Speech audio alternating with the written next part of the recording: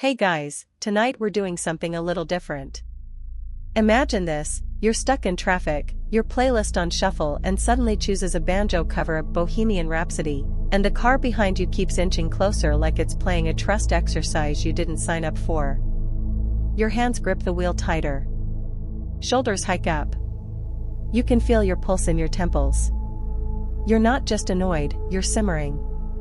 And here's the part you probably won't know. In moments like that, ancient Chinese philosopher Lao Tzu wouldn't just tell you to calm down. No. He'd raise one eyebrow, in our imaginary version, sip some bitter tea, and say something like, "The wise man lets go of all outcomes. No revenge plot. No, I'll show them. Just, letting go."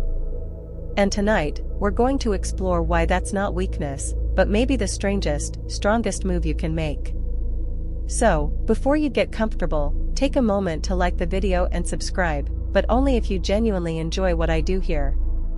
And hey, drop your location and the local time in the comments, let's see where you're unwinding from. Now, dim the lights, maybe turn on a fan for that soft background hum, and let's ease into tonight's journey together.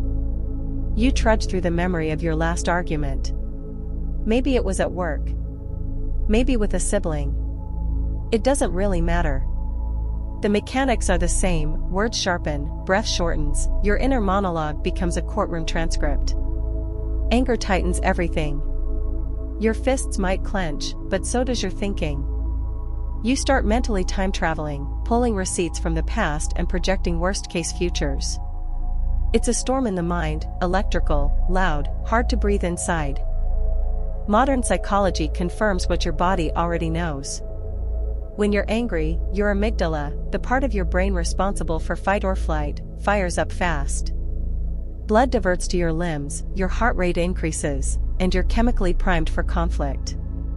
Dr. Raymond Novaco, a pioneer in anger research, once called anger an emotional state that varies in intensity from mild irritation to intense fury and rage, but always begins with the same spike of energy. It gives you a sense of momentum. That's why anger can feel so empowering in the moment, and why it can also completely hijack your sense of proportion. But here's where Lao Tzu comes in like a philosophical curveball. He doesn't tell you to breathe and count to 10. He doesn't even tell you that anger is bad. Instead, his classic work, the Tao Te Ching, gently suggests that forcing anything, anger included, is a kind of violence against the natural order. According to Lao Tzu, when you are content to be simply yourself and don't compare or compete, everybody will respect you. Translation? If you're trying to win the argument, you've already lost your center. Now let's put a pause there and shift our focus to something unexpected, how deeply we identify with our anger. It's not just a reaction, it becomes part of your identity. Think of how many sentences begin with "I'm just the kind of person who," followed by a justification for rage. I don't let people walk all over me. I call things out when I see them. Sound familiar? That's not just a script, it's a self-definition, an armor. But Lao Tzu's advice gets stranger. He offers you no armor. No techniques for winning the next shouting match. Instead, he seems to whisper, don't push back. Let the anger rise, but don't grip it. Let it swirl, but don't respond. That's uncomfortable. That feels wrong, even. You're taught that standing up for yourself requires confrontation, volume, assertion. And here comes the first quirky twist. In certain martial arts derived from Taoist philosophy, like Tai Chi or Aikido, the key to winning is redirecting the opponent's energy, not blocking it. You don't meet force with force. You let it pass through you and gently guide it away. The soft defeats the hard. Like water dissolving rock. Now, scientists don't fully agree on how well ancient philosophies integrate with modern behavioral therapy. There's still an open scholarly debate over whether traditional Eastern thought provides actionable strategies or just poetic metaphors. But here's what we do know: mindfulness practices, which stem from similar philosophical roots, have been shown in numerous studies to reduce both the frequency and intensity of anger episodes. One 2010 meta-analysis found that participants trained in mindfulness meditation were significantly less reactive, and had a quicker return to emotional baseline after provocation. But maybe you're not a meditator. Maybe you're just someone who yells at potholes and occasionally fantasizes about uninstalling their neighbor's wind chimes with bolt cutters. You're human.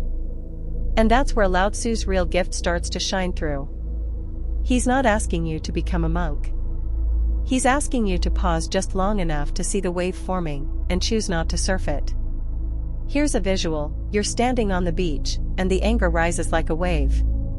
Most people instinctively leap forward, try to ride it, steer it, even weaponize it. But what if you let it crash a few feet in front of you? What if you just stood there, sand in your toes, and watched it pass? Because, and this is the sneaky truth you're not told, anger is incredibly temporary. It feels eternal in the moment, but most intense emotional waves peak and fade within 90 seconds. That's it. 90 seconds. Neurologist Jill Bolt Taylor, who studied this, called it the 90-second rule. The rest of your fury? That's usually mental rehearsal. You keeping it alive. You choosing to replay it, like a bad sitcom episode you can't stop quoting. Let's get even weirder for a second. There's an old Taoist parable about a man whose boat is drifting in the fog. He's struck by another boat and starts yelling in fury, until he realizes it's empty. No one is inside. The boat just drifted on the current. His rage evaporates. Why? Because there was no one to blame. No ego to challenge his own. And that's Lao Tzu in a nutshell. What if all your boats were empty? You sit with that idea. Maybe someone cuts you off in traffic. Maybe your partner says something sharp. What if you trained yourself to see the boat as empty? Not because the other person isn't responsible, but because the blame doesn't serve you. It just keeps you hooked. So here's your first weird, powerful experiment. Next time you feel anger tighten your chest, say, out loud or silently, that's a wave. Don't moralize it. Don't justify or condemn it. Just name it. That's a wave. And then, wait. You're not weak. You're waiting for the storm to pass without jumping into it. That's the real flex. You remember how weird that felt, right? Saying that's a wave instead of exploding.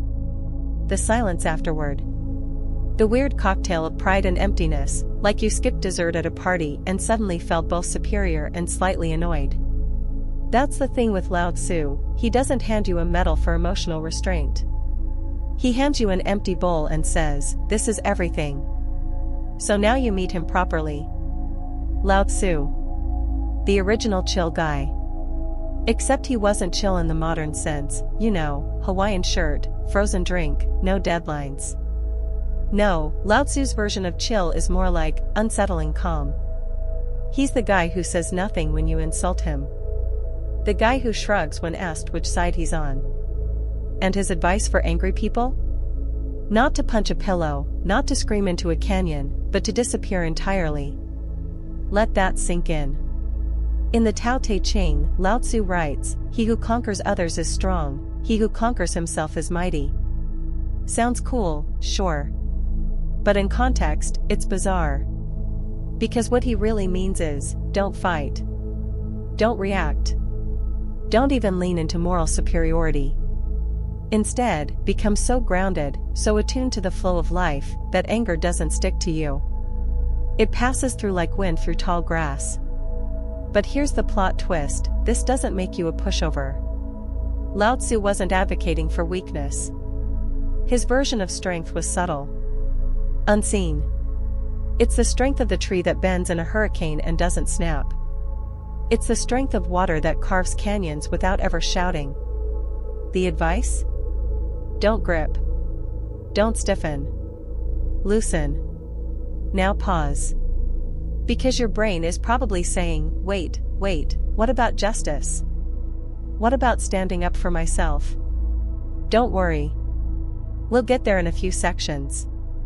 But Lao Tzu's first step is to rewire your sense of identity. You're not your rage. You're not even your opinions.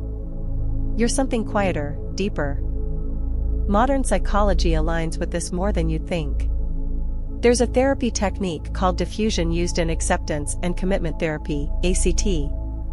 The idea is to observe your thoughts rather than be your thoughts. Instead of "I'm furious," you say, "I'm noticing the thought that I'm furious." Just a small shift. But it creates space. And in that space, you get to choose. Lao Tzu would approve. Because his whole thing is space. Emptiness. The pregnant pause instead of the scream. You know how some people feel uncomfortable with silence? Lao Tzu wants you to live in that silence until it becomes your home. And it's not just poetic, it's actually effective. Here's your fringe tidbit of the night. In ancient Taoist breathing practices, practitioners were trained to elongate their breath until they could exhale for over a minute. Why? Because it was believed that long breaths calmed the fire in the body, especially anger. Some even went as far as saying that every outburst of rage shortened your lifespan. Not metaphorically, literally. The idea was that you had a fixed number of heartbeats, and burning through them in fury was like slamming the gas pedal in neutral. And get this, modern cardiologists aren't too far off. Chronic anger has been linked to increased risk of heart disease, high blood pressure, and even stroke. One study published in the European Heart Journal found that people who frequently experienced intense anger were twice as likely to suffer a cardiovascular event within 2 hours of the episode. Basically, being mad might actually break your heart. So Lao Tzu's suggestion to not engage with anger? It's not just spiritual fluff, it might be self-preservation. But of course, philosophers still argue whether detachment from anger makes us better humans, or just better at avoidance. Is letting go an evolved act of wisdom? Or is it just another way to not deal with conflict? You walk through that question slowly.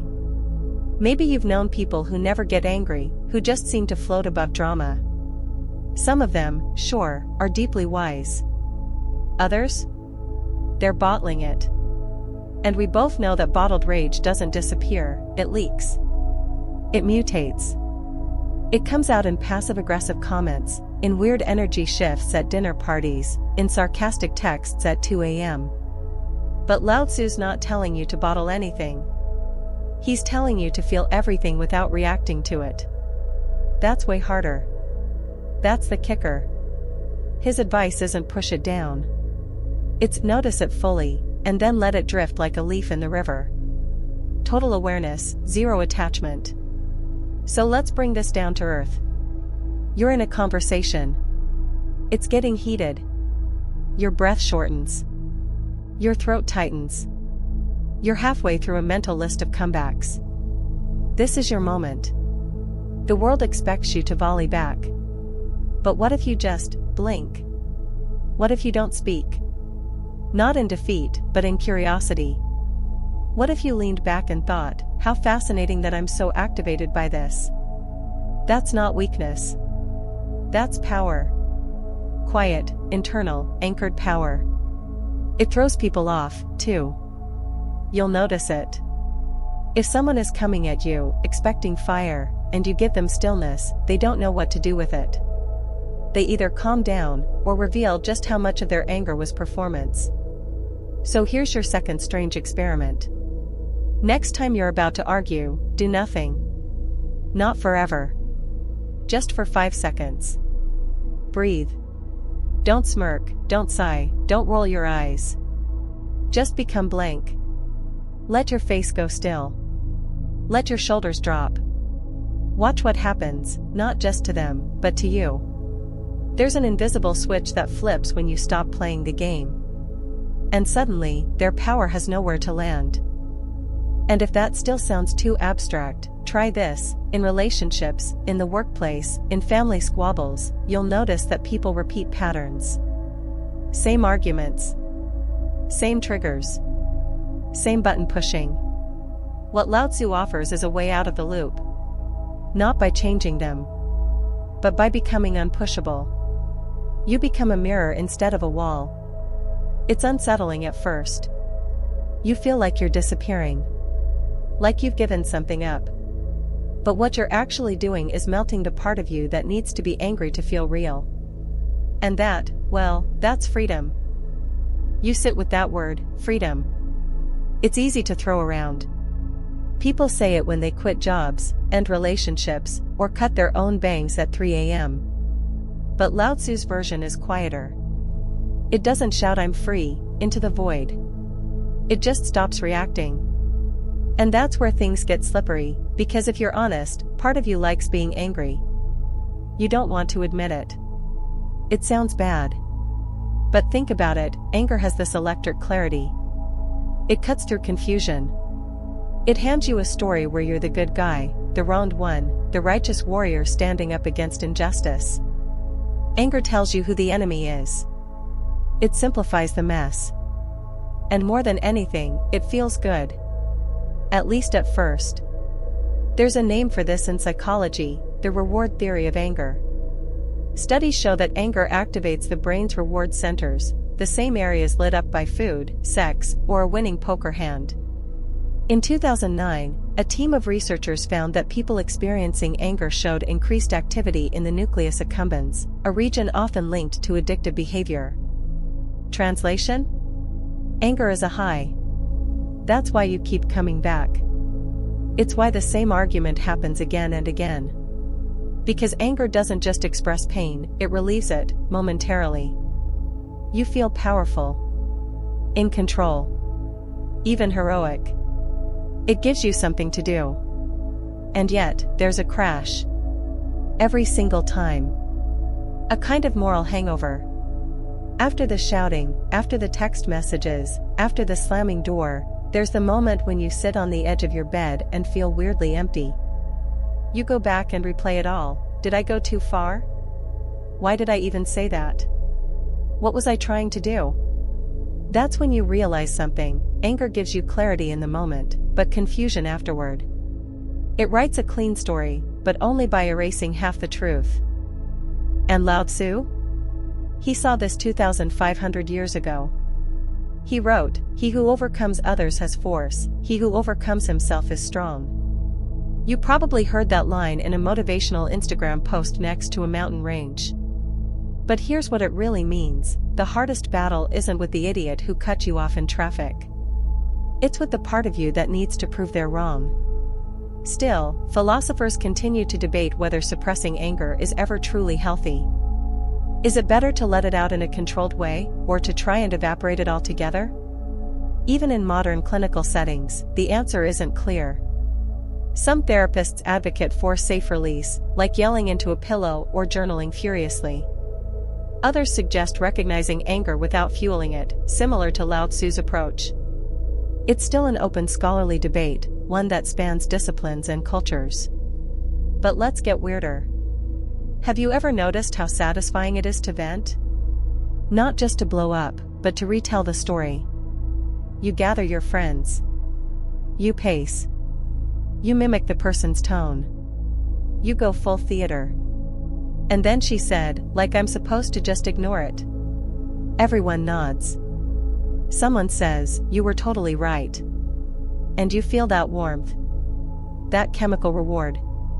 But here's your quirky tidbit for the night. In medieval Europe, anger was considered a form of temporary possession. Like, literal possession by demons. People who raged often were thought to have holes in their soul that spirits could enter through. Strange as it sounds, there's a metaphor there.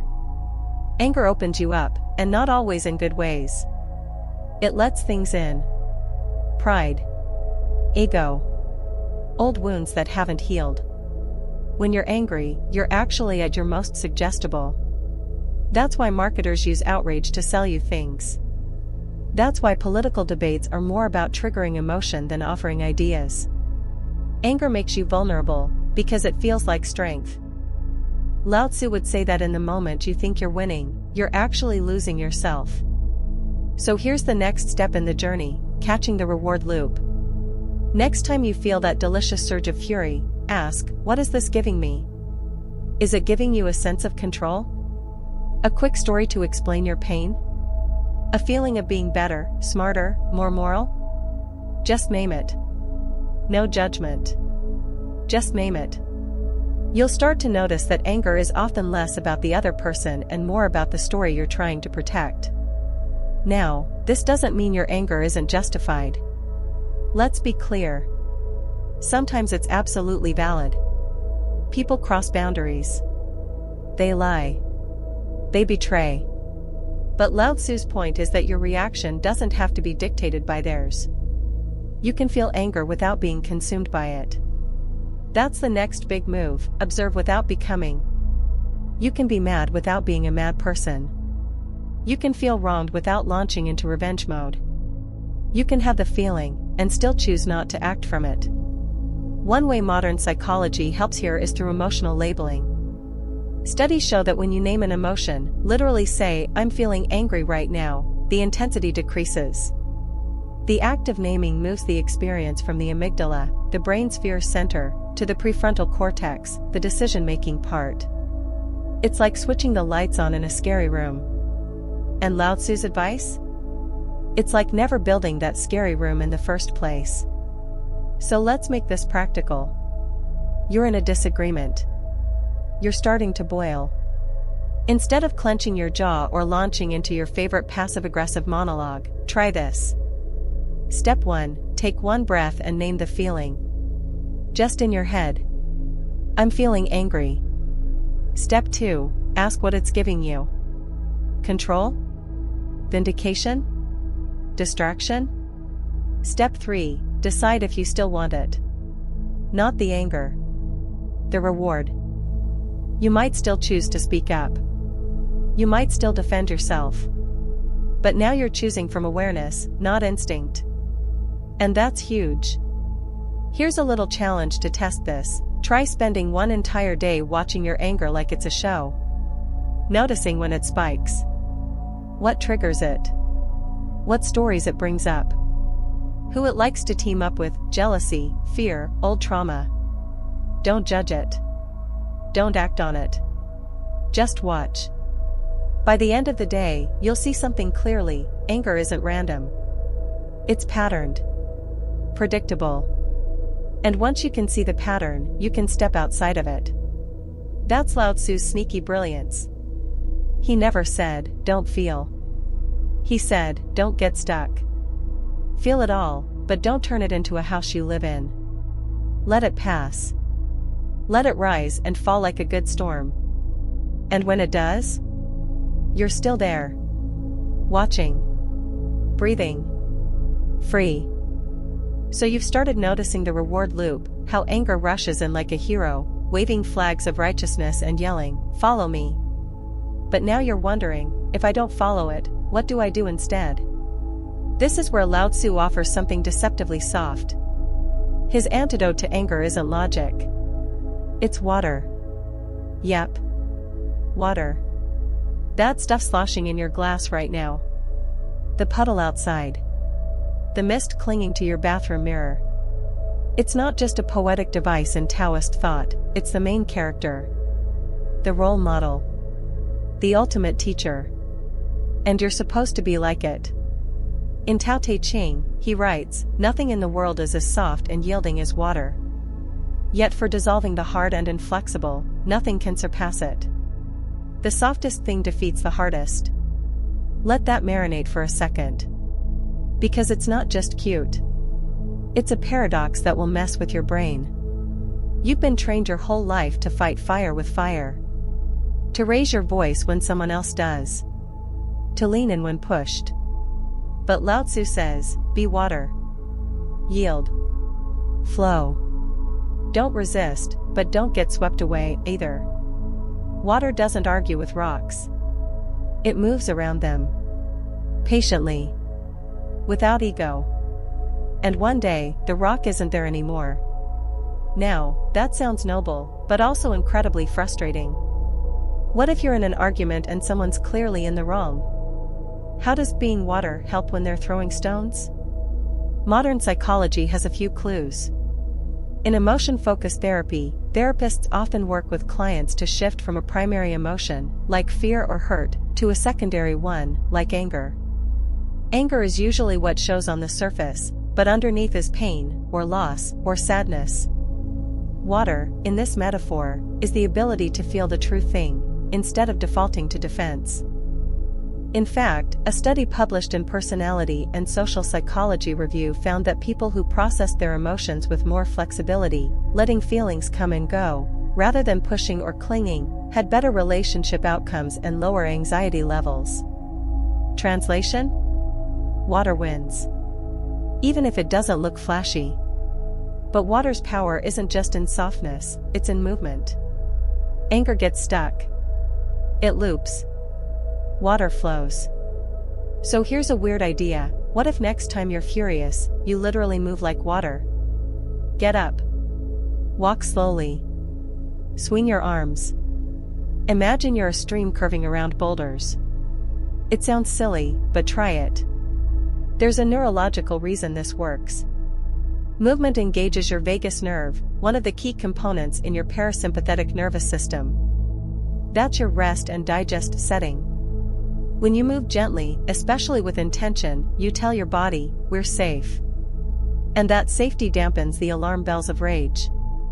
Taoist monks knew this intuitively. Their movements in Tai Chi aren't just about defense, they're about nervous system regulation. When you flow physically, your mind can follow. Your breath slows. Your jaw releases. You create a gap between trigger and reaction. And in that gap, that's where choice lives. Now for tonight's fringe fact. In ancient Taoist training, some adepts were instructed to meditate beside rivers for weeks, simply watching how the water behaved in different conditions, after storms, during drought, in the cold. The goal wasn't enlightenment, but imitation. They wanted to become water, emotionally. Not as an idea, but as a lived experience. Imagine doing that today. Sitting beside a stream every day until your default response to conflict isn't clenched fists but a quiet curiosity. What's flowing here? It sounds dreamy. Also impractical. You've got bills, meetings, notifications screaming your name. But here's the cool part, you don't need a stream. You can create your own version. Try this next time, fill your sink. Let the faucet run just enough for a small stream. Watch it ripple. Breathe with it. Let that be your metaphor. Your tiny, indoor Tao.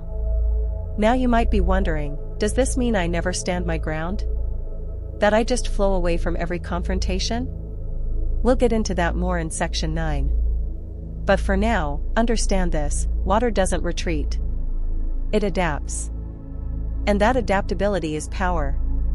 Let's say your boss unloads on you unfairly. You could snap back, escalate, maybe get written up. Or you could pause, listen, and say something like, I hear you're frustrated, can we talk through what led to this? That's not weakness. That's emotional Aikido. You just redirected their energy and opened a space for clarity.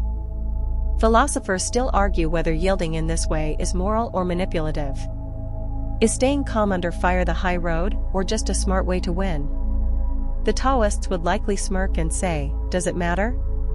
Because for them, results weren't the point. Harmony was. And harmony doesn't mean smiling politely while getting steamrolled. It means acting from alignment. Responding from center. Flowing instead of flailing. So here's your experiment for this chapter. Pick one moment this week where you would normally get tight, sharp, snappy.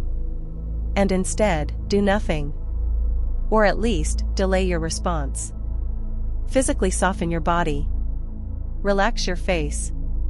Let your shoulders melt like warm wax. Then speak, or don't speak, but from water. You'll be shocked. People around you will sense the shift. Most of them won't know what just happened. But something will have changed. The heat will dissipate. The rhythm of the moment will slow. You'll be standing in the same space, but not in the argument. Because here's the wild part, when you stop resisting, you stop feeding the flame.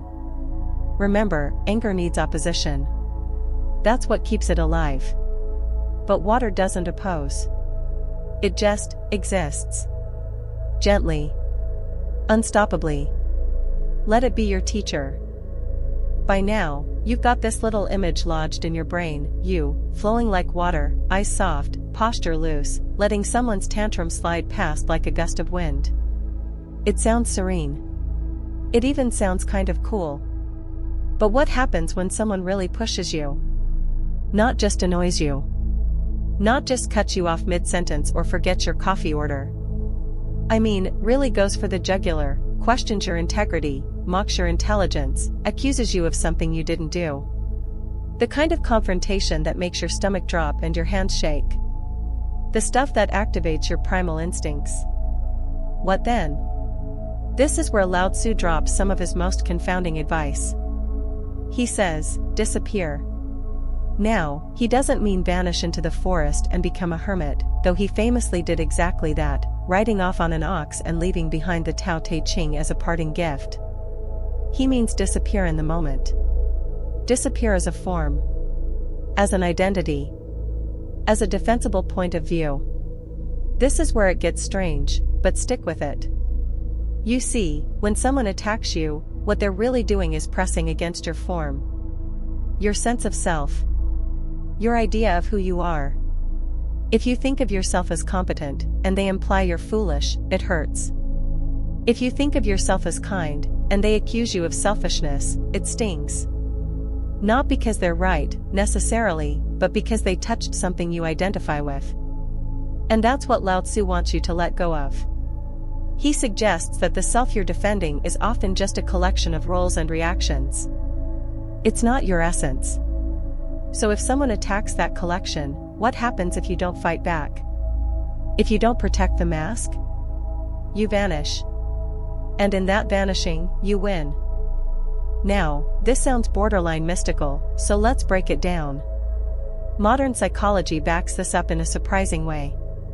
In certain branches of cognitive therapy, especially third-wave approaches like ACT, acceptance and commitment therapy, there's this idea of self as context.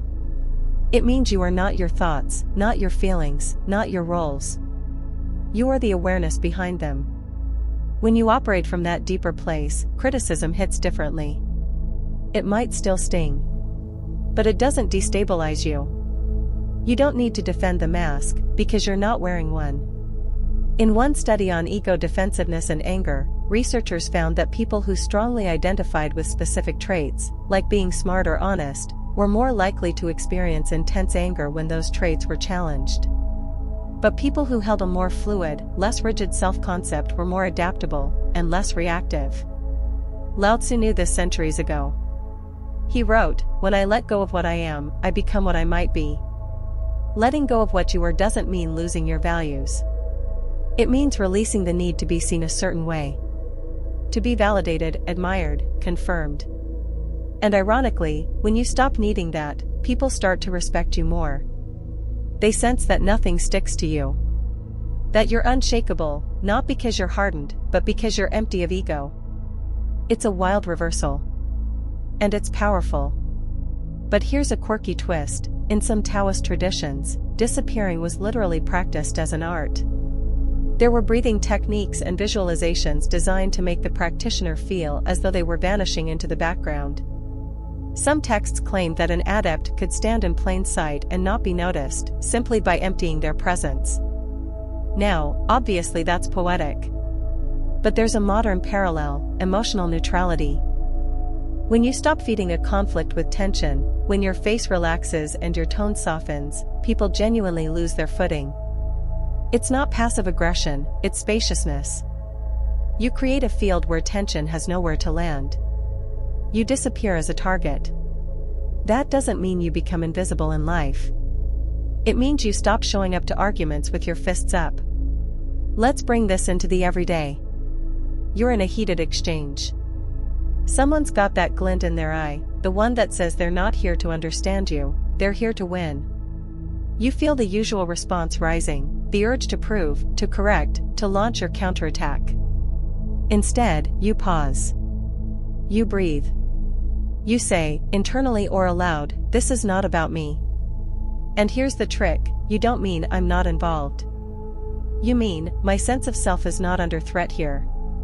I don't have to fight for who I am." And in that moment, you vanish. Not from the room. Not from the relationship. But from the battle. you become something formless.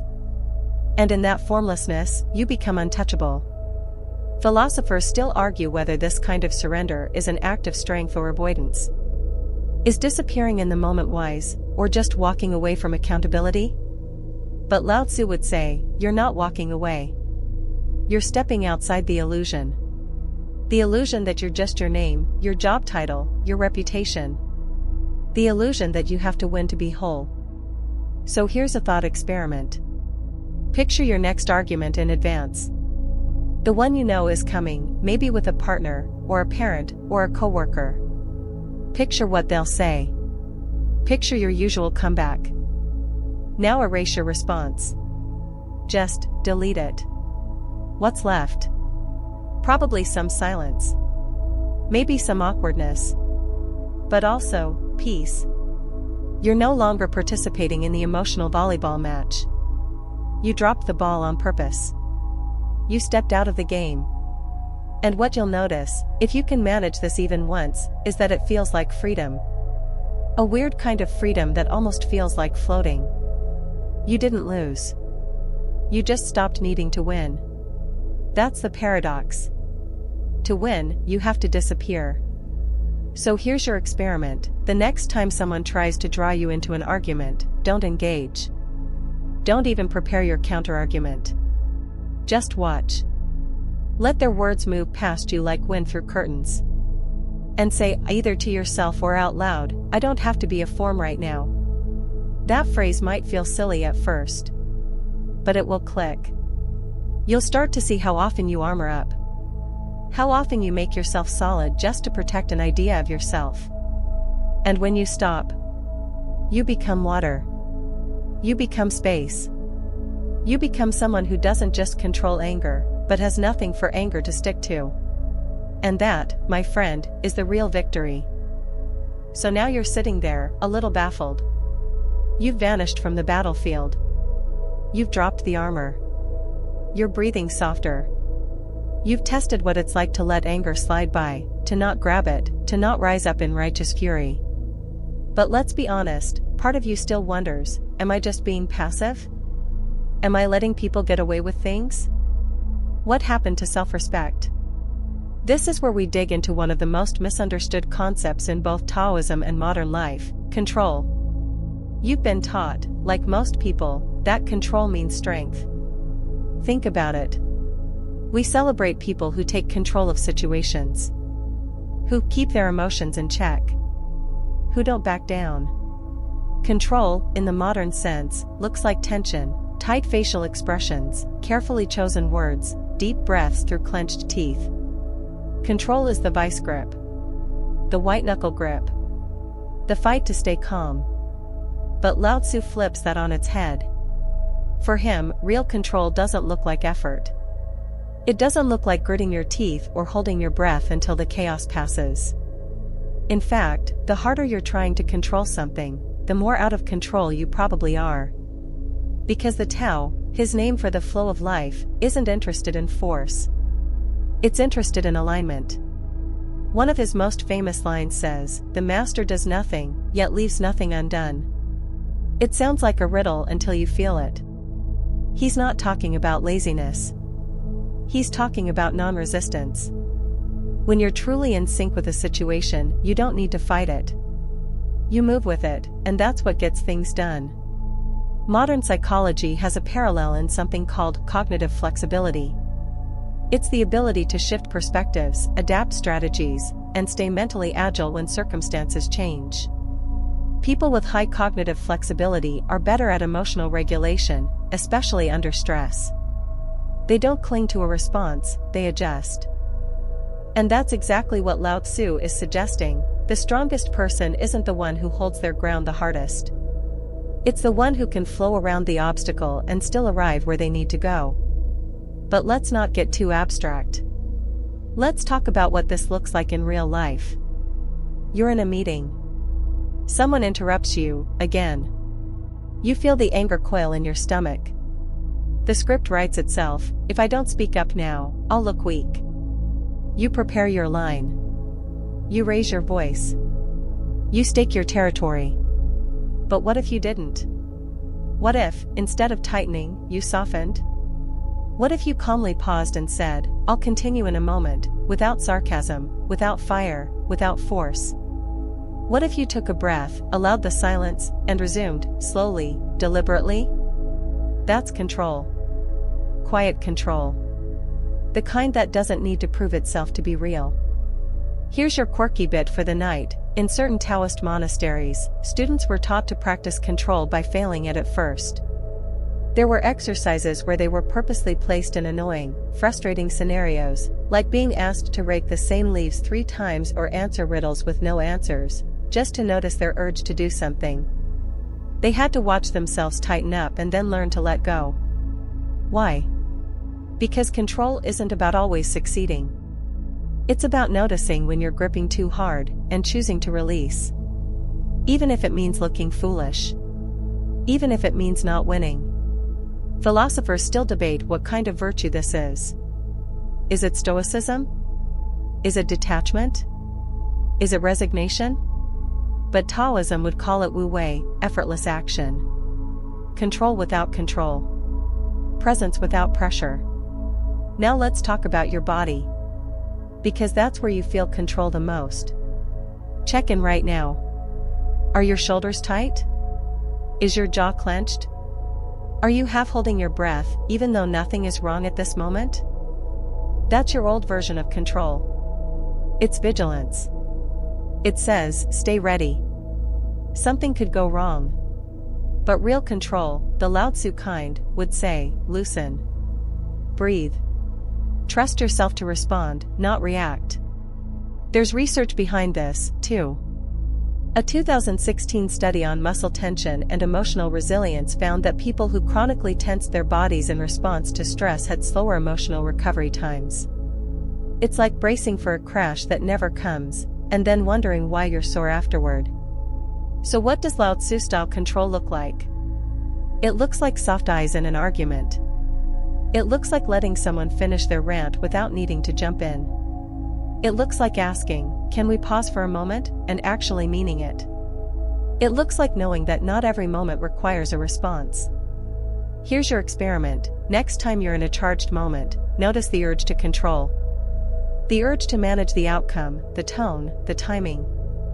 And instead of indulging it, try this phrase in your mind, let the Tao do the talking.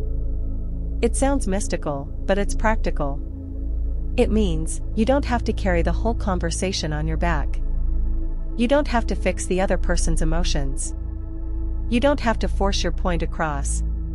Sometimes, control is just, not interrupting. And what you'll see, again and again, is that when you loosen your grip, people actually respond better. Your calm isn't passive, it's contagious. They feel it. They mirror it. And the whole interaction shifts. You don't always need the perfect words.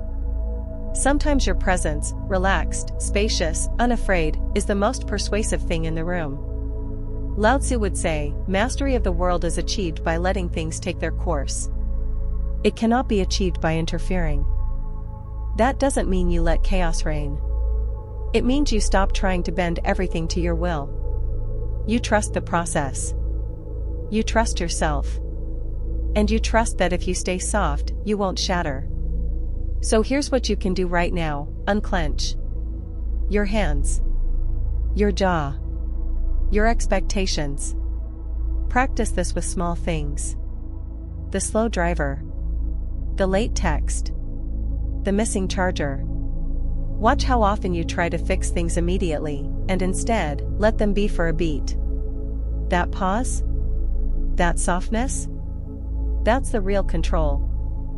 Okay, but what about the days when softness doesn't come naturally? The moments when the river is dry, and instead of flowing like water, you want to grab your phone and write a strongly worded email that ends with, "As I stated previously." Yeah. Let's talk about those days. Because no matter how much you practice letting go, breathing, and becoming like water, you're still human. And some days, the anger doesn't ask for permission. It just kicks the door down. And this is where we bring in one of Lao Tzu's most unexpected cousins, the scream. Yes. The actual scream. Because while Lao Tzu advises non-resistance, the Taoist tradition he influenced understands something important: you can't fake calm. Suppressed emotions don't dissolve. They get clever. They change costumes. A little unspoken resentment here, a sigh that sounds a lot like a curse there. Your anger, unexpressed, starts to whisper sideways. It leaks. It stains the carpet from underneath. And sometimes, the wisest thing you can do is go scream into a well. Or your car. Or a closet. Or a folded towel. Somewhere private. Somewhere primal. Because here's the truth: the goal isn't to never feel anger. It's to stop dragging it into every room like a bad Wi-Fi signal. Modern psychology even backs this up. There's a therapeutic technique called cathartic release, often misunderstood as just yelling to blow off steam. But when done intentionally, it's more about processing the emotional energy physically, so it doesn't rot inside your body like an old sandwich in a backpack. One 2018 study out of Stanford explored what happens when people engage in non-directed vocal release, basically shouting in a controlled setting. The researchers found that participants had significantly lower cortisol levels afterward. Their heart rates dropped. Muscle tension eased. And here's the kicker: they felt clearer. Not just calmer, but mentally cleaner, as if the fog had lifted. And wouldn't you know it? There's a Taoist version of this too. Ancient Taoist healers taught that every major organ had an associated sound. They believed that specific vocal tones, when exhaled with breath, could help purge stuck emotions from the body. The liver, which in Chinese medicine is linked to anger, had a deep, humming sh sound, kind of like the universe telling itself to chill out. Now, whether or not you believe in energy meridians and organ sound connections, there's something powerfully symbolic here: your body needs to speak your anger, even if no one else hears it. Because silence isn't always golden. Sometimes, silence is a prison cell with pastel throw pillows. So what do? You create your scream space. You claim a spot that says, "This is where I unload the energy, not the blame." No targets. No audience. Just sound. The car is a classic. So is the shower. I've even heard of someone who screams into a box of rice. No idea why. But it works for her. The method doesn't matter. What matters is that you're not aiming it at anyone. You're aiming it through you. And this is the crucial difference: you're not venting to justify your rage. You're releasing so you don't carry it. This brings us to a deeper point: anger is energy. Not evil. Not dangerous. Just energy that wants to move. Lao Tzu's warning isn't against feeling anger, it's against being ruled by it. Against turning it into your identity. And sometimes, paradoxically, the only way to not be ruled by it is to let it out in private, so you don't unleash it in public. So here's your experiment for this week: set a timer for 2 minutes. Stand alone, somewhere safe. Take a breath. And then, just let sound come out. It doesn't have to be a scream. It can be a growl. A moan. A weird guttural arrr. Whatever your liver seems to need. Don't judge it. Don't narrate it. Just let it move. At first, you might feel ridiculous. That's okay. Keep going. You'll feel a shift, sometimes subtle, sometimes seismic. But something will release. And afterward? Stillness. Not the forced kind. The real kind. The kind that comes after a storm when the air smells new. Because here's what Lao Tzu would say: letting go isn't a performance. It's not always graceful. Sometimes it's loud. Sometimes it's weird. Sometimes it looks like you yelling into a steering wheel with tears on your cheeks. And that's okay. Philosophers still argue whether catharsis works long term. Some say it's just temporary relief. Others say it creates more space for mindfulness. But here's what you'll find for yourself: when you give your anger somewhere to go, it stops trying to live inside your lungs. And once it's out, you have room. Room to breathe. Room to choose. Room to return to center. You're not pretending you're not mad. You're just not turning your anger into a monument. You're letting it be what it is, a passing weather system, not your permanent address. And once that storm clears, you get to be water again. The storm has passed. You screamed into the void, or maybe into your steering wheel. Your jaw unclenched. Your ribs expanded. And for the first time in what feels like days, you felt a little spacious. Lighter. Like there's actually room in your chest for something other than tension. But that was just the surface. Just the thunder. Now we need to talk about the aftershock. The part people don't usually talk about. Because anger, like a good party, doesn't leave quietly. It leaves a mess. Broken glasses. Confetti in weird places. And underneath it all, the chemical spill, the biological residue. You see, even when the argument is over, your body isn't done. It's still buzzing. Still bracing. Still marinating in the stew of stress hormones. That's not psychological, that's physiological. And Lao Tzu, in his strange, poetic way, knew it. We've already touched on cortisol and adrenaline, the chemical cocktail your body mixes when you go into fight or flight mode. But here's what's wild, even after the shouting stops, those hormones stick around. 4 minutes. Sometimes hours. In some cases, they hang on for days, especially if you keep rehashing the argument in your head like a one-man Broadway show. That's called the hormone hangover. And if you've ever had a post-anger headache, a sore neck, or an unexplainable crash of sadness the next day, you've felt it. Your body doesn't just snap back. It has to process the after effects of fury, like detoxing from a sugar binge. And unfortunately, we don't always help it do that.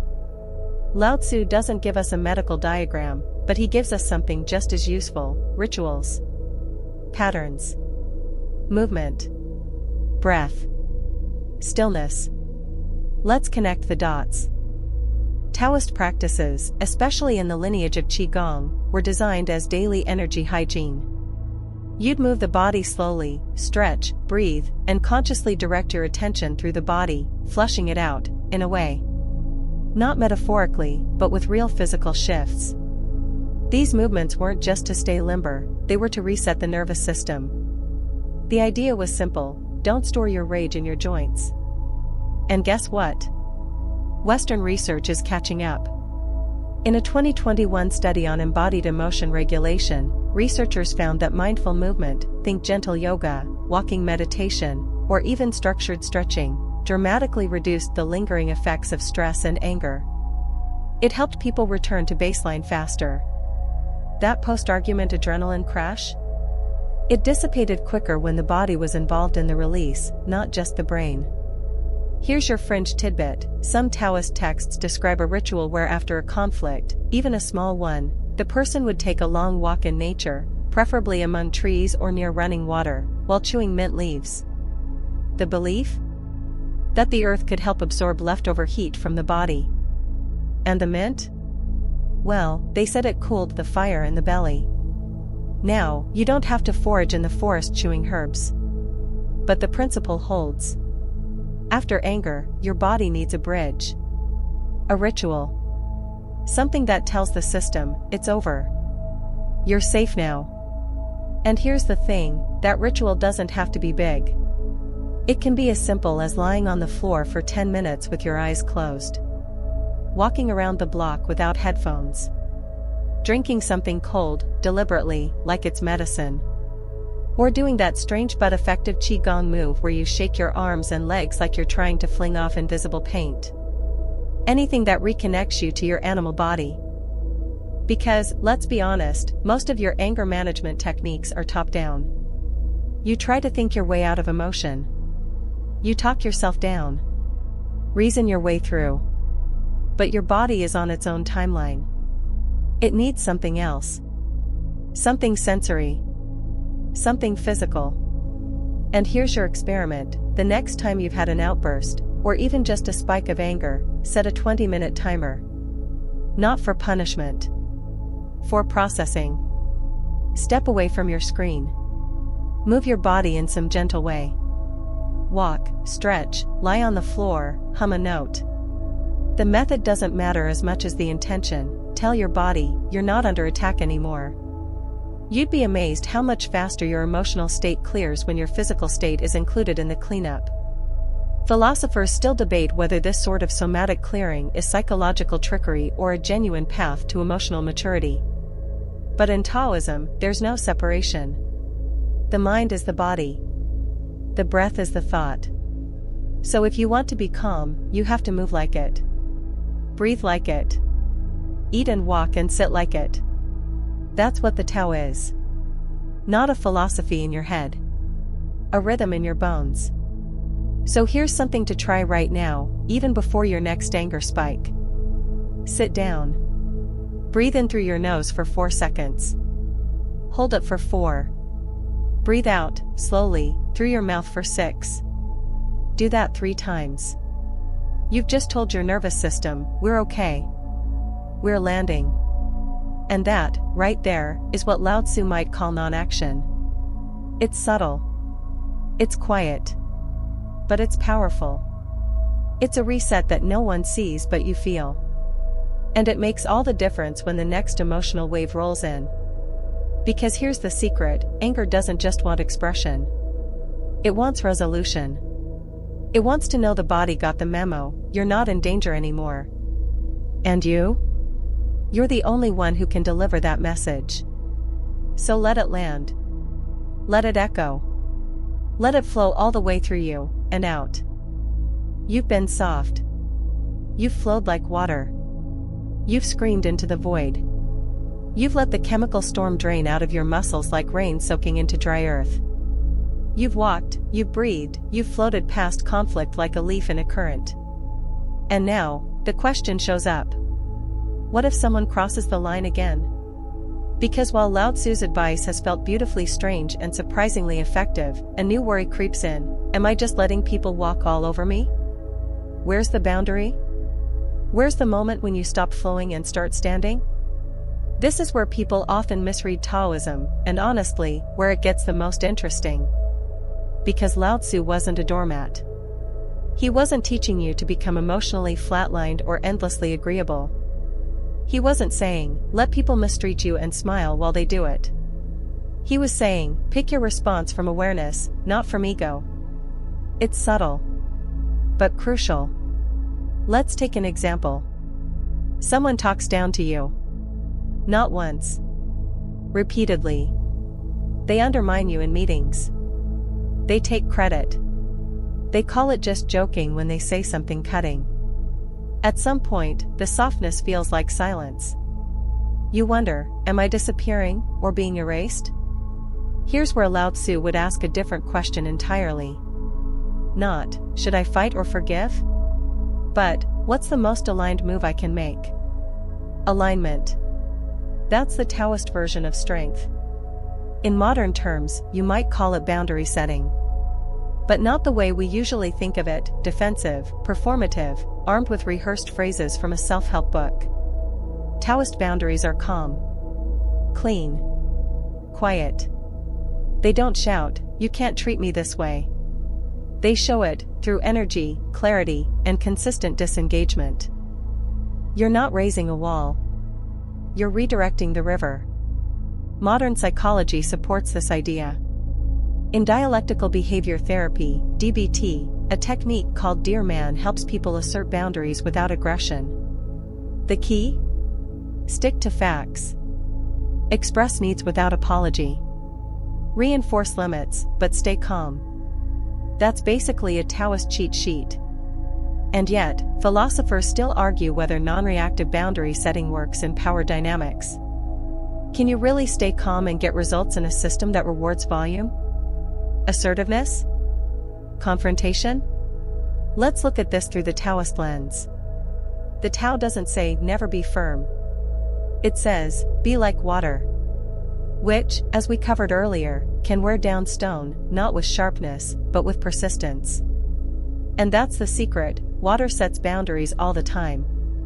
It doesn't flood every bank. It knows its path. It's guided not by resistance, but by terrain. In Taoist terms, that terrain is your integrity. So instead of lashing out, or collapsing inward, you take the middle road. You respond from center. You say, gently and without decoration, "I'm not available for that kind of conversation." Or, "I hear you, but that crossed a line for me." Or even, "I need space from this." And here's the twist, when you say it without charge, people listen more. Not always. Not instantly. But they feel the clean edge. The non-negotiable energy. You're not exploding. You're not inviting debate.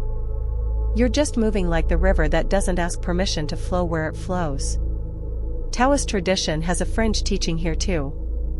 Some old scrolls advise speaking less when angry, not just to avoid conflict, but to conserve energy for redirection. The idea was that true strength isn't in how loudly you object, but in how clearly you shift. Where you put your feet. How you exit. How you don't come back when the energy is wrong. This isn't ghosting. This is recalibrating. In practical terms, that might mean turning down invitations. Pulling back from relationships. Saying no more often. Not as punishment, but as preservation. You don't need to explain. You don't need a PowerPoint presentation on why someone disrespected you. The Taoist move is to adjust your position, not campaign for validation. And what happens when they ask why? You answer simply. Kindly. But without softness that invites re-entry. Something like, "I'm protecting my peace. It's important to me." Or maybe just silence. That's a boundary too. Still, it can feel uncomfortable. Especially if you've been trained to keep the peace by pleasing others. Or to explain yourself so thoroughly that you forget what you were protecting in the first place. But Lao Tzu would remind you, boundaries aren't barriers. They're flow guides. They help your energy move where it's most natural, most supported. So here's your experiment this week. Pick one boundary you've been avoiding. Maybe it's time limits with someone who drains you. Maybe it's a phrase like, "I don't talk politics at dinner." Maybe it's leaving a group chat quietly and without guilt. Pick one. Decide your wording, or your move, and prepare to deliver it from the calmest part of yourself. Not the clenched jaw version of you. The river version. The aligned, grounded version. Deliver it as if it's already done, because in your heart, it is. You don't need the other person to agree. That's not the goal. The goal is to stop giving your energy to people or situations that don't return it with care. Because every time you engage in a battle to prove your worth, you're confirming the illusion that your worth is up for debate. It's not. And the less you defend it, the more others will start to sense that truth. You don't need to raise your voice to hold your space. You are the space. So, there you are, standing your ground without raising your voice. You've stopped leaking energy into every confrontation. You've learned the art of disappearing from the fight and, instead, flowing around it. But here's the problem no one warns you about: it gets lonely on the high road. People don't always clap for your restraint. They don't give you gold stars for not sending that angry email. In fact, some might even say you're too calm, or accuse you of not caring enough. That's when the doubt creeps in. That's when part of you wonders, am I just shutting down emotionally? Enter one of the Tao's sneakiest tools, humor. Yes, really. Lao Tzu himself didn't write knock-knock jokes, but his whole philosophy is threaded with a kind of cosmic irony. A sense that life is ridiculous, chaotic, full of contradictions, and that taking it too seriously is its own kind of trap. He writes, "The Tao is a joke to those who do not know it." In other words, if you can't laugh a little at how upside down everything is, how people scream about things they'll forget in 3 hours, how you get mad about someone breathing too loudly, you're going to burn out. Humor, in Taoist thought, isn't escapism. It's a pressure valve. It's how you stay soft without going numb. How you stay present without becoming brittle. And here's the modern psychology to back it up: researchers have found that people who use positive humor styles, light teasing, irony, self-deprecation, are better at regulating anger and stress. In one 2013 study published in Motivation and Emotion, participants who reframed stressful situations with humor reported lower emotional reactivity and bounced back faster. It's not about making fun of others. It's about making fun with life. Seeing the absurdity, the cosmic bloopers, the weirdness of it all. Lao Tzu might ask, "You're mad because your coworker used your mug again? What are you really mad about? That someone violated your sacred caffeine chalice? That they forgot your invisible psychic ownership tag?" It's all so human. And so ridiculous. And the moment you can laugh at it, even a little, is the moment you create space. That laugh is a doorway. A breath. A release. Now, don't confuse this with sarcasm. Sarcasm is armor. It's humor dipped in venom. It pushes people away and gives you the illusion of superiority. But Taoist humor is inclusive. Gentle. It doesn't try to win. It just notices. There's a quirky Taoist tale that illustrates this beautifully. A disciple asked his teacher, "What's the secret to peace?" The teacher smiled and said, "Never argue with fools." The student replied, "But I'm not arguing with fools." The teacher shrugged. Exactly. That's the whole story. No one gets insulted. No one gets owned. And yet, there's wisdom wrapped in the chuckle. A nudge that says, you're not here to fight reality. Just to see it clearly, and maybe grin at it once in a while. And this is the heart of it, humor keeps you human. Because when you try too hard to be above it all, to be wise, centered, zen, you risk becoming brittle. Humor reminds you that you're not a monk in a marble temple.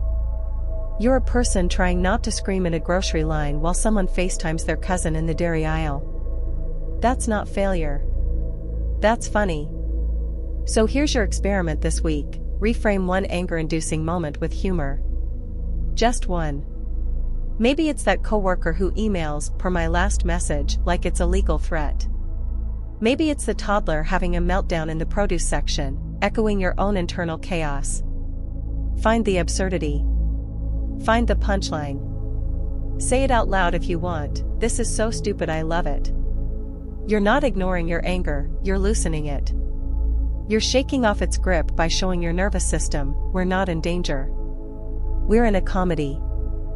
And yes, some moments are too painful for humor. Some injustices demand clear, direct action. But most of the things that push your buttons? They're sitcom episodes. Blips. Ego bloopers. Laughing at them doesn't make you weak. It makes you flexible. And flexibility is strength. Philosophers still argue whether humor is a form of escapism or enlightenment. Is the laughing monk wiser than the weeping one? Or just better at hiding his discomfort? But Lao Tzu, I think, would say, if you're laughing and not hurting anyone, you're doing something right. And the beauty of this tool? You can use it anywhere. In your car. In your journal. In your head.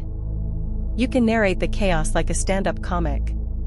You can picture the people who annoy you as wind-up toys. You can imagine your next argument being dubbed over with cartoon voices. Ridiculous? Yes.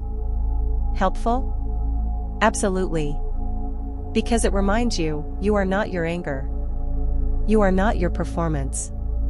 You are not the lead actor in a high-stakes drama called My Life's Injustice. You're just someone standing in the rain, laughing at how wet your socks are. That's Tao. That's freedom. That's what keeps you soft. So now, with a grin still lingering at the edges of your mouth, you're starting to see it. This journey through anger isn't just about control or calm, it's about noticing the whole absurd, messy dance of being human. And just when you start thinking you've got the rhythm, Lao Tzu does what he always does, he throws another curveball. He points you outside. To nature.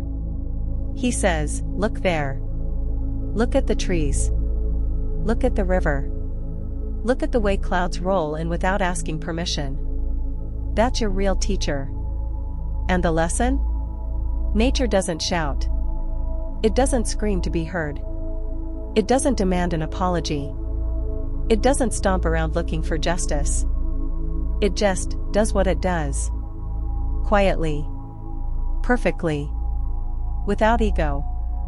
Taoism pulls most of its metaphors from nature for exactly this reason. When you observe the world without the filter of your own drama, you start to understand what it means to move without resistance. To act without over-effort. To be powerful without needing an audience. Let's make this real. Think about the last time you were outside, really outside. Not walking to your car, not scanning for a parking meter, but present in a natural space. Maybe it was a park, or a trail, or just under a tree on your lunch break. What did you hear? Probably not shouting. Probably not 1,000 opinions bouncing off each other like ping pong balls. What you heard was quiet rhythm. Wind. Birds. Water. Leaves doing their thing. Now here's what's wild, that kind of environment doesn't just feel calming. It changes you. Physiologically. In 1984, a study famously found that hospital patients with a view of trees recovered faster than those facing a brick wall. Since then, dozens of studies have confirmed that time in nature lowers cortisol, reduces heart rate, and improves emotional regulation. One 2020 study even showed that just listening to nature sounds, like flowing water or rustling leaves, can significantly lower the stress response in the brain. You don't even need to be in the forest. Your nervous system just needs to be reminded it exists. And here comes your fringe tidbit. In some ancient Taoist temples, monks would meditate not in silence, but by attuning themselves to natural sounds. They believed that thunder, wind, and birdsong carried the Tao more purely than any words. They didn't block out noise, they listened for the pattern beneath it. Because here's the Taoist punchline, nothing in nature tries to prove itself. The sun doesn't brag about rising. The oak tree doesn't shout to remind you it's still growing. Everything moves with a kind of confident quietness. And Lao Tzu asks you to do the same. So what does that mean for anger? It means you can respond without volume. You can set boundaries without declarations. You can exist with dignity that doesn't require defense. That coworker? Let them storm. Let them peacock around the office. You move like the mountain. Still. Grounded. Unbothered. Your energy says it all. Because nature doesn't argue. And it doesn't get off track. A river never asks, am I doing this right? It flows. It adjusts to the shape of the land. And it gets where it needs to go, every time. There's something quietly powerful about that. And that's your experiment this week, copy nature. Next time you feel yourself getting wound up, by traffic, by texts, by someone else's tone, don't do anything right away. Look for a tree. A cloud. Even just a blade of grass breaking through a sidewalk crack. Observe it. Let your breath match its pace. You'll feel it. The deceleration. The softening. The reminder that nothing has to be solved right now. Because when you match nature, you remember your scale. Your ego says everything's urgent. Nature says, there's time. And when you stop shouting, inside or out, you leave space to hear what's really true. That's the trick, most of your angry reactions come from misreading the moment. You think you're under attack. But often, you're just in a storm cloud of thoughts. Matching nature resets your system so you can see clearly again. Philosophers still argue whether this kind of rewilding is spiritual practice or just nervous system therapy in disguise. But Taoism wouldn't bother asking the question. It would say, what works, works. What calms you, heals you. And don't worry, you don't have to become a forest monk. You can bring nature into your routine in tiny, practical ways. Put a small plant on your desk. Open the window. Add a background track of ocean waves when you're working. Watch how fast your heartbeat responds. It's like tuning a stringed instrument, you feel when it clicks. Because deep down, you're not that different from the trees and rivers. You're built for quiet rhythm. You're made to respond, not react. And you don't need to shout to make your presence felt. You just need to be. That's what nature teaches. That's what Lao Tzu reminds you of every time he tells you to return to the Tao. Because the Tao? It never yells. It whispers. And it still gets everything done.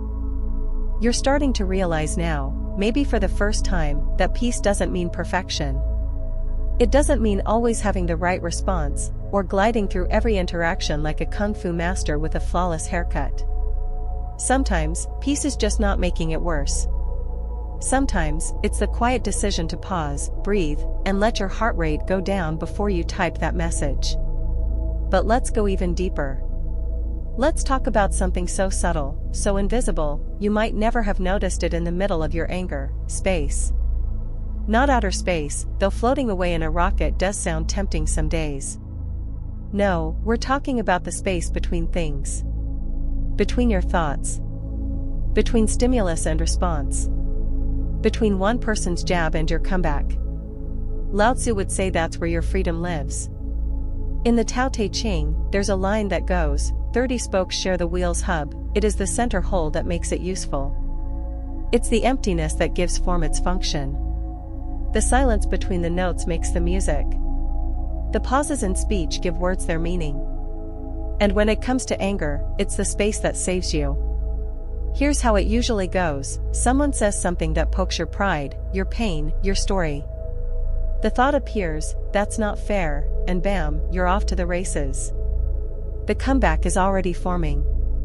You're drafting paragraphs in your mind, planning facial expressions like it's a Broadway performance. But what if, in that moment, you created space? Just 1 second. Just long enough to ask, what's really happening here? It seems small. Trivial, even. But that single second? It's a portal. A wedge between reactivity and choice. That's where Lao Tzu lives. Right there in the gap. Modern psychology echoes this perfectly. Viktor Frankl, the Austrian neurologist and Holocaust survivor, said, between stimulus and response there is a space. In that space is our power to choose our response. In our response lies our growth and our freedom. And you'd think he was quoting the Tao. Neurological studies have even confirmed that this space can be trained. The more you practice mindfulness, simple awareness of your internal state without judgment, the more your prefrontal cortex strengthens. That's the part of your brain responsible for impulse control and decision-making. It starts to kick in faster. And your emotional response? It doesn't own you anymore. Now here's your quirky tidbit of the night. In ancient Taoist practice, there was a technique called empty staring. A person would sit and gaze at the horizon, not with focus, but with a soft, unfocused look, until their mind naturally quieted. The goal wasn't meditation. It was space. You were training your eyes and your thoughts to stop grabbing. To allow. To widen. It sounds silly. But try it. Let your gaze soften right now. Don't fix on anything. Just widen your view until you're not looking at anything at all. Notice how quickly your breath follows. How your jaw unclenches. It's a physical metaphor for the inner state Lao Tzu is always pointing toward. Because anger is narrow. It zooms in. It says, this person. This insult. This moment. It makes the world feel tiny and hot. But space? Space makes things wide again. Space reminds you, this is not the whole story. So how do you create space, practically? Start with pause phrases. These are simple internal cues you can use to interrupt your own momentum. Things like, let me get curious about this. I don't have to answer yet. There's more to this than I can see right now. Or simply, space. These aren't tricks. They're portals. Each one breaks the loop of reactivity and opens the door to possibility. And you don't just create space between people. You create it within yourself. Between thoughts. between breath, between what someone said and what you believed they meant. Because sometimes, the anger isn't even about them. It's about an old wound. A story you've carried since childhood.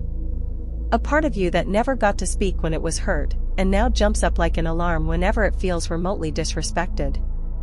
That's where internal space matters most. Lao Tzu might say, don't rush to patch the wound. Just give it space to breathe. That's the opposite of how most people handle emotional pain. We scramble to fix, to explain, to demand apologies. But healing often comes in the quiet.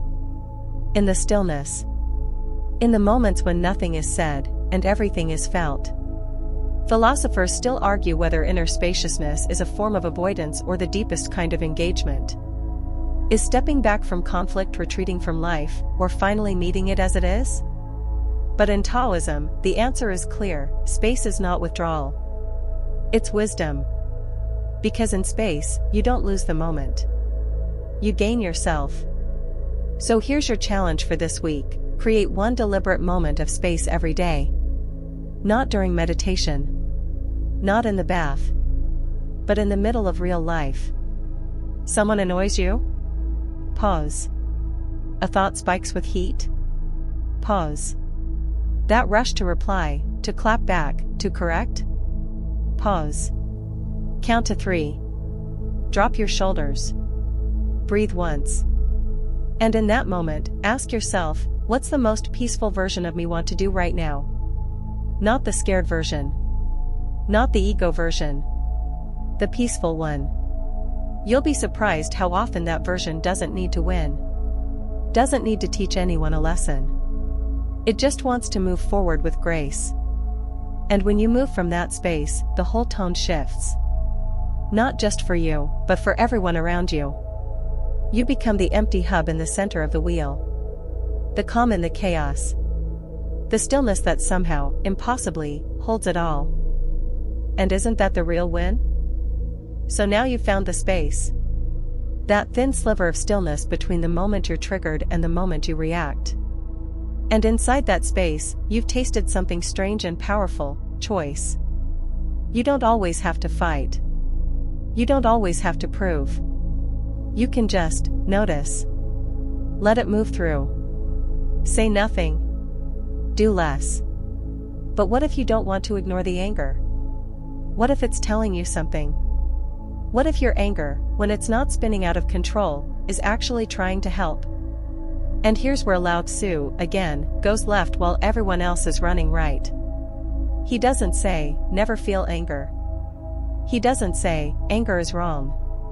What he offers is more subtle, more slippery, and maybe more useful: anger is information. Just don't let it drive the chariot. In Taoism, emotions aren't seen as enemies. They're energy currents. The key is to feel them without becoming them. To ride the wave without turning it into your home address. And modern psychology actually agrees. There's a growing movement in emotional intelligence theory that sees anger not as an enemy, but as a compass. Something that shows you where your values are being violated. Where something important inside you is being ignored. A 2014 study from the American Psychological Association found that individuals who could identify and understand their anger, without being consumed by it, had better decision-making abilities and stronger long-term relationships. Their anger wasn't suppressed. It was processed. It was used. So let's say you're angry because your friend always cancels plans last minute. That irritation? It's pointing to something deeper, maybe a need for consistency, for respect, for being taken seriously. The Taoist approach would be to sit with that feeling, observe it, and then act from the root, not the flare-up. So instead of snapping, you never show up for anything, you might say, I'm realizing how much I value reliability, and how it hurts when I feel like an afterthought. That's anger used as a compass. Not a fire that scorches, but a spark that lights the lantern. Here's your quirky bit for the night. In some Taoist schools, there was a practice of emotion walking. The idea was to take a slow walk while holding just one emotion in awareness, not thinking about it, not talking to it, just walking with it. You'd say to yourself, this is anger, This is frustration. This is fear. And let your feet carry you. The goal? Let the body metabolize what the mind couldn't. You weren't trying to fix the emotion. You were trying to listen to it, without inviting it to drive the bus. Imagine trying that after a long day. Not scrolling. Not venting. Just walking. Letting your body catch up with your feelings. Letting anger speak softly, instead of yelling from the basement. And here's where it gets even more interesting: anger isn't always about the moment you think it is. It's often a flare fired by something older. A wound. A memory. A boundary you didn't know you needed until it was trampled. The Taoist approach to these deeper layers isn't to dig aggressively. It's to notice gently. To ask, where is this pointing me? Philosophers still argue whether this kind of introspection leads to clarity or confusion. Does paying too much attention to emotion make you wise, or obsessive? But Taoism offers a middle path: don't ignore the signal, and don't worship it either. Just follow it like you'd follow a trail in the woods. With curiosity. With humility. And what you'll discover is this: anger is often the bodyguard of something tender. Underneath the growl is a need. A value. A part of you that's asking to be seen. When you meet it, not with judgment, but with curiosity, you reclaim your power. So here's your challenge: the next time anger rises, ask it like you would a child, what are you trying to tell me? Then listen. You might hear, I don't feel heard. Or, that crossed a line. Or even, I'm exhausted and afraid. And that's your cue, not to explode, but to adjust. Adjust the situation. Adjust the boundary. Adjust your own expectations. Because sometimes, anger is not a warning siren. It's a compass pointing back to your unmet needs. And when you listen without judgment, you become a better navigator, not just of conflict, but of your own emotional terrain. Lao Tzu never told you to extinguish your fire. He told you to warm your tea with it. To use it wisely. Sparingly. Gracefully. Because a compass isn't meant to shout. It just points. Quietly. Steadily. You don't have to yell to find your direction. You just have to look where the needle is trying to guide you. And trust that you can walk there, softly. So here we are. You've wandered a long road. Or maybe, more accurately, you've floated it. You've been water. You've vanished mid-argument. You've screamed privately, softened publicly, breathed deeply, and even chuckled at the absurdity of your own fury. And now, standing here, quiet, calm, maybe even curious, there's one last thing Lao Tzu wants to offer you. Let it pass through. That's it. Let it rise. Let it shake you. Let it make your jaw twitch and your fists clench. Let the storylines flare up. Let the monologue in your head spin its drama for a minute or two. But then, don't hold it. Don't nest in it. Don't build a fortress around it. Let it pass through. This is the ultimate paradox of anger. The more you resist it, the more it stays. The more you try to shove it down or rationalize it or weaponize it, the longer it lingers. Like smoke in a closed room. But when you become porous, when you stop gripping it, it dissolves. Like mist. Like breath on a cold morning. In the Tao Te Ching, Lao Tzu writes, embrace emptiness. Remain still like the mountain. Let all things come and go like clouds drifting through the sky. He doesn't say fight the cloud. He doesn't say climb the cloud and scream from it. He says let it drift. Observe it. Appreciate its shape, maybe. But don't claim it as yours. And the truth is, most of your anger isn't even yours. It's borrowed. Conditioned. Echoes from childhood. Defenses from heartbreak. Survival reflexes from years you don't talk about. They all show up wearing today's face, but they're old guests. Stubborn ones. And yet, none of them can stay if you stop giving them a chair to sit in. Modern trauma therapy even affirms this. There's a practice in somatic experiencing called pendulation. You move gently between discomfort and regulation, touching the pain, then returning to calm. You don't dive headfirst into the rage. You visit it. And then you come home. That's what letting it pass through means. You don't deny it. You don't indulge it. You witness it. And here's your final quirky tidbit. In some old Taoist scrolls, it said that the sages imagined themselves as wind doors. Meaning the wind could blow through them, but not knock them down. The wind of anger, the wind of sadness, the wind of insult. It all passed through. Nothing stayed unless they invited it. You can be that door. It sounds poetic, but it's also deeply physical. You feel the tightness? You pause. You breathe. You ask, where in my body am I holding this? And then you loosen. The shoulders. The stomach. The jaw. You invite the wind to pass through. And yes, it might come back. Again and again. The anger. The impulse. The clenching.